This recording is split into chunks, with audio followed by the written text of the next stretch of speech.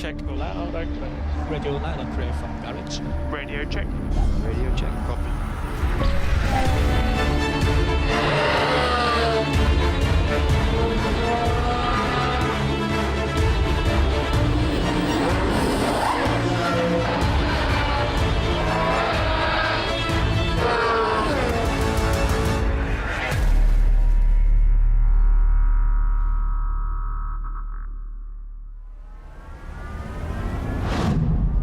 Well, the wait is almost over, and yes, we've got a lot to talk about in just 22 days. Formula One returns with lights out in Melbourne to launch a brand new season. But before the racing begins, the real work happens here. Day 3 of pre-season testing is wrapped up, which means we're at the halfway point. So what have we learned? Who's showing their hand and who's keeping it all very, very close to their chest? Let's dive in then. Welcome to the Bahrain International Circuit and to your post-testing show. Hello, welcome along to the Bahrain paddock. There is a lot going on here, isn't there, guys? We've got Liam Lawson, who's been chucking around a rugby ball for the last about half an hour. But over the last 3 days, the teams and the drivers have been getting to grips with some of the biggest changes in Formula One history. But I think we're just starting to get an idea of that pecking order. Sam, I'm going to come to you first because we've had over 24 hours of testing. I can't quite believe that we're only just at the halfway point. But also a lot of drama that we just saw on the last day of the third day. I mean, it's Friday night, and what a way to spend a Friday night than in the paddock looking at all of this data after seeing some beautiful pieces of engineering being absolutely tested to the and beyond the limit. It's great, but also just those last few moments, we've got to talk about that, haven't we? The last few moments. And I think we're going to see a bit more of it. Yeah, we're going to get stuck into them all. Lawrence, I'm going to come to you, though, before we talk about those last few moments of pre-season testing on day 3. Lawrence, I want to talk to you about the drivers, because we're starting to get, some of their impressions of the regulations. You've got, Max Verstappen on one hand, you've got Lando Norris on the other side of the fence, both quite differing views. Do you think it's just sort of the driving style? Do you think it's just, what suits what driver? I think it's just a case of, like you said right at the beginning, Betty, these cars are so different. The chassis are different, the power units are different. There's so much more for the drivers to learn. Got overtake mode, boost mode, they've got to deal with the recharge. There's just a lot more homework to do for the drivers. And I think early doors, when something changes, some drivers like it, some don't. Max Verstappen, like you said, didn't sound too keen. Fernando Alonso as well earlier today wasn't too keen on how the cars felt, particularly through the corners. I think the cars are a little bit slower through the corners. They've got more speed on the straights, just in the way that they use the hybrid energy out there. But there are other drivers like Lando Norris, George Russell, who said they love driving these cars. They're lighter, they're smaller, they're more nimble. And we saw a lot of battling out there, as they're learning how to follow with these new cars. So, look, I think drivers are always going to have differing views, and that's the case we've got right now. It's interesting as well, because everyone's still trying to work through it, find out what works for them, find out what works just generally as well. A reminder that we have got wall-to-wall coverage of testing next week for those 3 days of test 2. But let's check out what happened on day 3, because there was a fair amount of drama, it is fair to say. New Team Cadillac are on the problem-solving phase of their testing journey, aren't they, Lawrence? I think this is very normal for this to happen, for a new Team Cadillac. They've obviously got no data to back up coming into this year. They're starting from scratch. Valtteri Bottas, we're seeing out here, stepping out of the car. They had a cooling issue, the team determined. Frustrating for them because it's a loss of track time, but obviously Valtteri was able to get back out there and get more laps on the board, and this is kind of what testing's for. This is the first time I've seen a lot of this, because I was down in the pit lane when a lot of this happened, and at this moment, Alex Albon disappeared out of my sight and then didn't come back down start-finish line. So it's one of these practice start issues. And I think starts are becoming a big factor. A lot of people talking about it, and a lot of teams and drivers struggling to get the most out of the starts. And it looks here that maybe the Williams had a little bit of a moment. And then here, we're seeing something with Lance Stroll here as he comes into the pits. Now, I was down here earlier. I didn't necessarily see what happened, but I believe there was a hybrid system issue on that Aston Martin, because they had the safety tape up later on. We'll find that out in a moment. But Lawrence, Lewis Hamilton, a bit of an issue here. But I don't think there's anything to worry about. 150 laps on the board. That's nearly 3 Bahrain Grand Prix distances today. So that was just towards the end of the session. It's not typical that we see that kind of thing. And then, Sam, the drama here just at the very end of this session. I mean, we need to get some racing driver input on this, because that was an incredible moment. And Wow, I mean, he will be quite awake after that, I suspect. Well, former Formula One driver Pedro de la Rosa joins us now. Pedro, thanks so much. So just talk us through your role with Aston Martin. You're an ambassador, you're a representative, so you've seen a lot of what has been going on and these new changes over these last 3 days of testing, haven't you? Well, yes. I mean, that's just my role. Really, is more from a commercial point of view. But I'm the team representative, so I have to be, in contact with what's going on. Because if I have to explain what we are doing, I need to, listen from the engineers, from the drivers, what we're trying, what we're doing, how we are changing the car. So that's why I'm here, basically. And you've got some brilliant memories at Bahrain, haven't you, actually? Does it bring back some of those nice memories? It is a nice place. And actually this morning when I was coming through the tunnel, from the car park to the paddock, I could still see my lap record there, my picture. So yes, I have great memories from Bahrain. It's a great place. Coming in the winter here as well is fantastic because you can test in a weather which is more or less what we'll find during the year. So it's great to be back. Yeah, that lap record's not going anywhere anytime soon, I don't think. It looks safe this year, looking at the lap times. I mean, I shouldn't say this, but actually we are a few seconds lower than last year, so safe. We've got to ask you about Aston Martin then. It hasn't been an ideal first week of testing, has it? Where are Aston Martin at? Well, it's been a very difficult, not only week, but also last week, the shakedown in Barcelona was tough. The team has done a phenomenal job to actually get the car to Barcelona here. We are a bit behind schedule, really. We haven't achieved as many laps as we programmed for. So today we accomplished 72 laps. Yesterday we did 98, which was our best day. So we are catching up. We're just learning. We're learning where the limits of our package is. We're trying to, not change the setup of the car at all. We just learn what we have and how can we maximize a bit all the harvesting, deploying of the energy, which is new for everyone. And that's where we are. We are behind schedule. Yes, we are not as quick as we wanted to be. That's also clear. But we are making good progress. I've spent quite a lot of time loitering outside your garage today and over the last couple of days as well.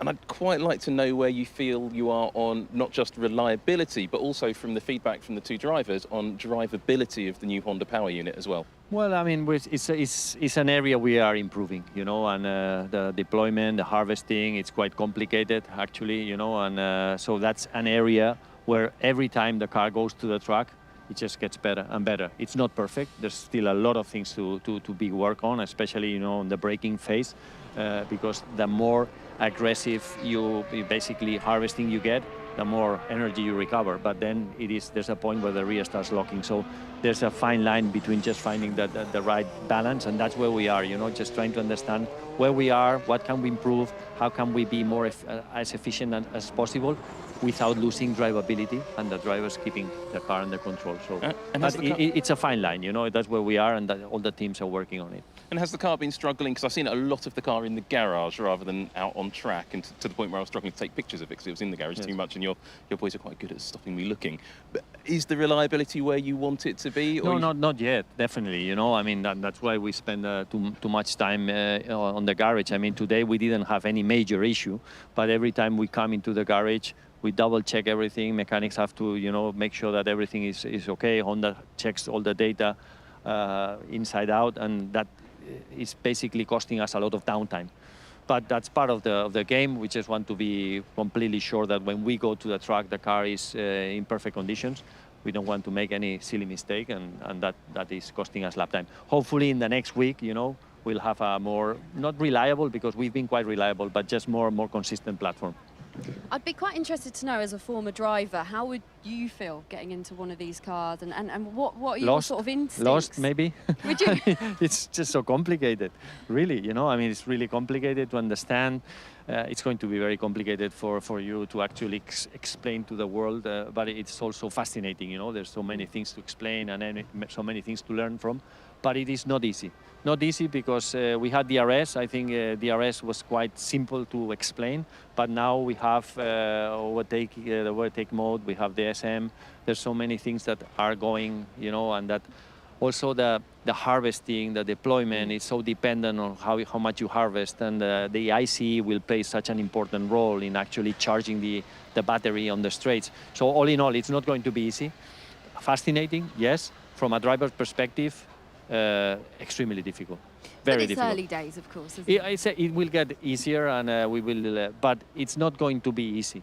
And to be honest, I ask other drivers, I ask my team members, I ask several questions just to myself understand what's, how to optimize the PU, and everyone has a different opinion.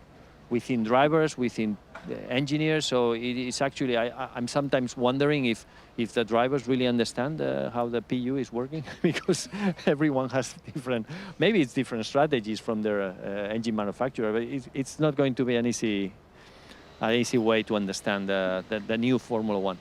Okay, Pedro, well, you mentioned drivers there. Let's hear from a driver now. Here's Fernando Alonso talking to Lawrence earlier.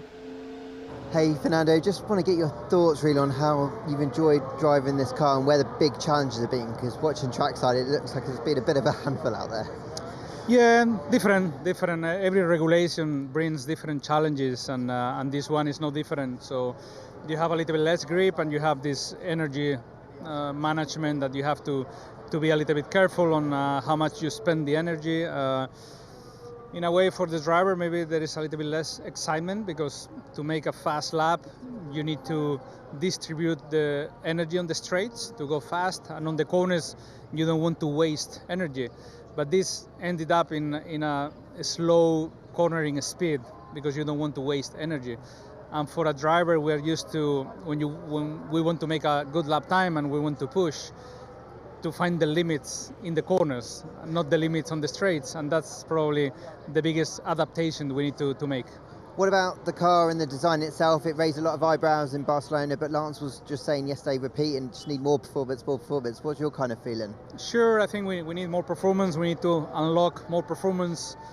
Missing Barcelona was not ideal. This is the very first test for us, so we still, going step by step into the car. So yeah, we are a little bit on the back foot. That's we have to admit that, but hopefully there is time to improve. Okay, Lawrence. Well, Fernando Alonso, said that he's got a lot of driving capacity. He's got a lot of experience as well, hasn't he? Do you think that's going to help when it comes to sort of getting his head around these new regulations? Oh, absolutely. I think he's got 2 decades worth of experience to try and get on top of it. But I think what will really help is the way that he'll be able to hopefully knit together all of the new elements that Aston Martin are trying to piece together. We mentioned the new Honda power units. They've got a new supplier for the first time since using the Mercedes engine. They've got to make their own gearbox. They're making their own suspension. And when you've got a new chassis designer in Adrian Newey coming on board as well, and all of these new people working on this project, I think his experience in trying to galvanise the team and trying to bring them together will be key for them to try and catch up. And that's the kind of term at the minute for Aston Martin, isn't it? They're behind, they're on the back foot, and they've got a lot of work to do to try and catch up on the rest. Okay, well, Aston Martin struggling a little bit this week. Ferrari, though, are another team that we're not quite sure. Sometimes they look really good, sometimes they look like they're struggling. Let's hear now from Charles Leclerc and Fred Vasseur. Charles, you guys have done so much mileage out here in Bahrain. I know it's only testing, but it feels like Ferrari in a really good place at the minute. Yeah, it's only a feeling though, so for now I'll stay really cautious, because if last year you had only 2 or 3 things you could play with on the car to hide your potential, maybe now it's 10 or 15, because with this new system there are so many ways you can really hide your performance more than previous years. So in terms of performance in itself, it's very difficult to know. In terms of reliability, we are looking good, and that's true, and that is a positive, but at the end performance is as much as reliability, but performance is also a very important thing that we need to excel at, and we don't really know where we are for now. So then that means when you look at others like Red Bull and Mercedes, do you think that they might not be showing their true performance and they could be very mighty in terms of attacking you this year? I think Red Bull showed a little bit more than Mercedes, and they've been very impressive. I think Mercedes is hiding a massive amount, and yeah, only time will tell how much they've been hiding. Right, thanks very much, Al. How happy are you with where you're at this part of the programme? Do you think you've done all the learning you'd want to be doing? You always want to do more, you always want to do more laps and so, but overall I think it went pretty well. That we didn't have any big issue on the reliability, that we never stopped the car so far. This is good now. We have a good correlation also, it's positive, but it's nothing about performance, it's about the quality of work that we are doing on the day. I've got it. It's nothing about performance, right, Fred? At one stage, it will be about performance. Yeah, Not thanks, today. Fred. Thanks, Fred. I like that a lot, Lawrence. Very nice, very nice. Sam, where are we at then with Ferrari? What are you thinking? Because obviously Lewis Hamilton was the latest driver to come to a stop today. Well, actually, if I was Ferrari, I'd have been worried if the car hadn't come to a stop, because we were hearing, oh, it's great, we haven't had any performances. Well, it's not about performance, but we haven't had any reliability issues. Well, if you don't have any reliability issues in testing, you don't know when the car's going to break.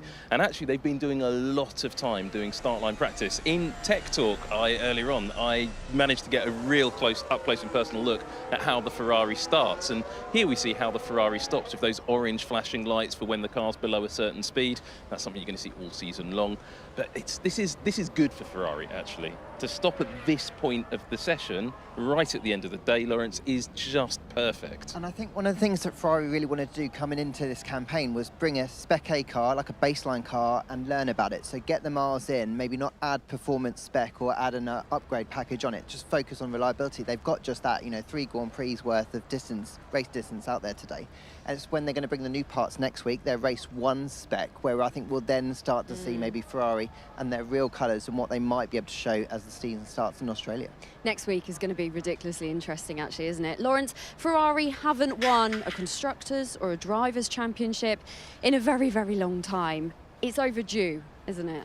Yeah, and I think Fred knows that. That's why they brought him on board, that, they believe he is the guy to take them to that championship, and that's why they brought Lewis Hamilton on board, why they fought so hard to keep Charles Leclerc. It is overdue, but I think that's why they've maybe taken a slightly different approach to this year. They want a car that they can add performance to, that's got lots of different development directions and real kind of a big end point to where they can take that development curve. And I think they're hoping that that gives them a lot of opportunity through the year to keep an eye on what everyone else is doing and maybe take the best ideas from other teams and add that to the car. But also understand the car that they've got to work with, because I think the Ferrari in days gone by have really struggled to understand where the problem lies. By the time they've realised what that problem is, it's too late to catch back up. And I think they've really tried to be pragmatic with that. So hopefully this new approach will pay off for them. OK, well, Ferrari silverware is very overdue. I'll tell you what also is overdue, some analysis from Alex Brundle. So go on then, Alex, what have you got for us? Hello, guys. What an interesting end to the last test that was. George Russell and Lewis Hamilton set these 2 laps at a very similar time this afternoon. Can we say this car's better than that car? No, we can't. We have no idea what they're running. But what jumps out, there are a couple of knacks, tricks and techniques that the drivers are evolving to get the most out of these cars. The first thing we can do is take a look at the 2 drivers' left-hand thumbs. Now, these 2 buttons that they press correspond with the straight mode zones all the way around the racetrack. So it's fair to assume that that's where they're actuating, or the button press is for their straight mode that they're using down that front straight and in the other areas of the racetrack as well. As we move down to the first corner, check out George Russell's left hand here as he makes his way down towards the apex of turn 1, because this is the first trick that we've seen drivers using. There's a debate, a discussion over whether this is to keep the turbo spinning or to charge the battery. But the Mercedes engine cars and the Audi specifically seem to love revs on the downshift. You can see there, George taking all the downshifts the car will possibly give him as quickly as possible to keep those revs up. George in the Mercedes squares off turn 2. More of that later as we head down towards turn 4. There's a bit of a difference in deployment. So the Ferrari arrived at the first corner earlier. They're about on as even as they make their way down through the mid-corner of turn 4. You can see the Ferrari a little bit more active on the steering wheel. As they make their way down towards turn 8, another thing jumps out in terms of the way that George is driving the car. Lewis on this lap, quite a long way wide of the apex. Something that's really interesting with the instant torque available this year from the electric motor is look how straight George Russell drives down this outside white line here. That's him getting the Mercedes absolutely straight. So when that big lump of torque comes in, it doesn't give him the kick of oversteer that some drivers have been experiencing through that corner. The difficulty is so clear as they make their way down into turn 10. Look at it again, look, George points the steering wheel actually straight and allows the rear axle to absorb all the power all at once through the exit. Listening in, you can hear a little bit of a lift coast for both cars in towards turn 12, and then you can hear them to the trained ear, slightly harvesting energy through the mid-corner of 12. Fascinating, though, to see how the drivers are, firstly, keeping the turbo rotating, but also positioning the car to make sure when all of the power comes in all at once and that 470 horsepower of electric power kicks through the rear axle, they've got the car in a nice straight line as well. First couple of techniques jumping out as how to get the most out of these 26 cars. Love that, Alex. Thank you very much. Brilliant commentary from you as well earlier. Now, one team that we haven't spoken huge amounts about is McLaren. So let's hear from Lando Norris. He caught up with Lawrence yesterday. Hey Lando, you must be knackered. So many laps out there. Just how good was the lead-in? Fresh as a daisy. Fancy another 147 laps? Go again. Run it back. I'd love to tease it. How was it out there though today? Because it looked like you did a load of learning, and I know you want to learn more about these 2026 cars. Yeah, it was good. I mean, it was a good amount of laps. I think I said probably the most laps I've done in a day. Okay. I think probably ever in Formula One. So that's a good thing. It's not like the shortest track. It's not a long track either, but. Yeah, it was good. Good learning, high fuel, low fuel, everything in between. I mean, it's also a day where, obviously the temperature changes a lot, which is a big part of it. The wind changes an incredible amount, and that's a big part of it. So every run, even if you do the same thing, is changing, and obviously the battery is changing every run, and there's a lot of stuff you're trying to get on top of and understand and adapt to. So certainly a complicated, challenging day, as I'm sure it is for everyone out there. But yeah, it was good. A good amount of learning for the whole team, and Oscar's in the car tomorrow, but then we have a good 3 days. Not the longest time, but 3 days to golf, but also to understand, everything about this car and already what we can improve on and make changes for next time out. Do you feel like you're getting on top? I know they're difficult, but do you feel like you're getting on top of these new tools that you've got to play with, and by the time we get to the end of Bahrain, hopefully you should be ready for Australia? I mean, today I certainly got a better understanding of everything. We still got to just make sure everything works the way it should and we plan it for and all those things, So there's still things we need to fix and get our heads around and maximize. But on the whole, I feel like, I feel like if I went into a race now, I would have a pretty good understanding of everything I need to do along the way and all the management you've got to do. But at the same time, every time you go out, there's always something that's kind of a little bit different and something else that you have to adapt to. So. Yeah, good learning, a good amount of conditions to learn about, and plenty of new things since Barcelona. So a good day for the team and a good day for me too. Great stuff. Thanks, Lando. Thank you. So Lando did about 149 laps yesterday. Oscar managed 160 today, Sam. So they got the mileage in, but how reliable is this McLaren looking? It seems pretty reliable to me. It hasn't really been in the pits very much. I've seen, and when it is, they don't seem to be working too much on it. But I've got to say something about what Alex Brundle was just talking about, because I think it's really important. You're going to see the real difference between different driving styles and different drivers. And that comes back to Oscar and Lando as well. You're going to see really a difference between how they drive the cars. And all that driving style, keeping that turbo spinning, it's back to the Ayrton Senna days where you're stabbing the throttle around Monaco and stuff like that. And I think that style of driving, that understanding of the machine is going to really benefit drivers. And which McLaren driver is going to be the best suited to that? Well, I'm not a driver expert. Lawrence, you're a driver expert. You love speaking to the drivers. You do it all the time. That's a really good point, though, isn't it? And I think it's going to be really interesting to see how Lando and Oscar sort of manage the car. Yeah, and to be honest, I think they're going to both do a great job of it. They've still got 3 more days of testing to get to know it. I think they've both conceded the amount of homework that they've got to do to learn about these new cars, the amount of how important track time is. Lando, I joked with him, he looked knackered. He's had to do 3 Grand Prix worth of laps out there, but he needed to do it to learn about the car, and I think they're willing to put themselves through that. And they've done all the simulation type, but they're willing to put themselves through that out on track because they need this time. It's about reliability, and that's really been McLaren's approach to this test. They bought a car that they're going to race in Australia. It's not going to change really through these tests, barring a few little bits, and they want to use these tests to learn about it so that the drivers have the confidence to be the very best, and I think both of them will adapt to them pretty well. McLaren, Lawrence, are back-to-back Constructors champions, aren't they? Do you think that adds an element of pressure? I think it does, because I think once you rise to the top, you want to stay there. And I know that Zach Brown had been pushing so hard since he even joined that team to take McLaren back to the front. They've won the Constructors' Championship for the last couple of years. They enter this season in the knowledge that they have less wind tunnel time than everyone else, that they push super hard towards the end of the year to ensure that they also got the driver's title, which they missed out on the year before.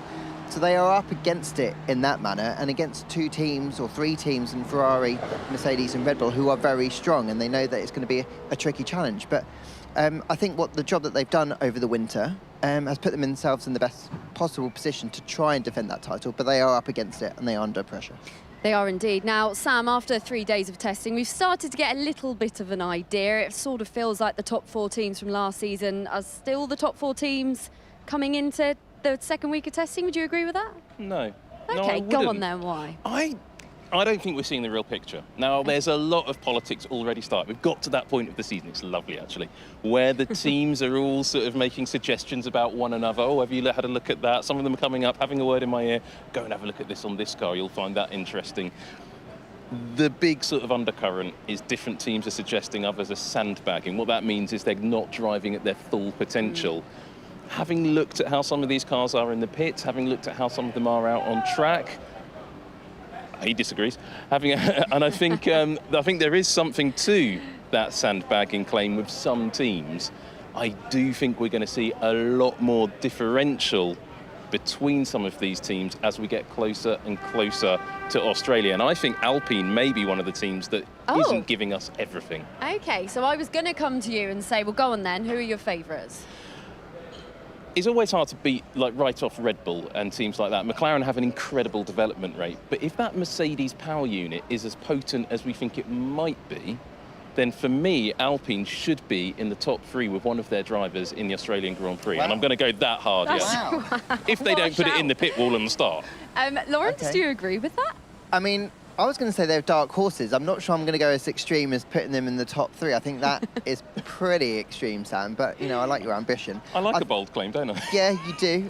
Let's talk after Australia, shall we?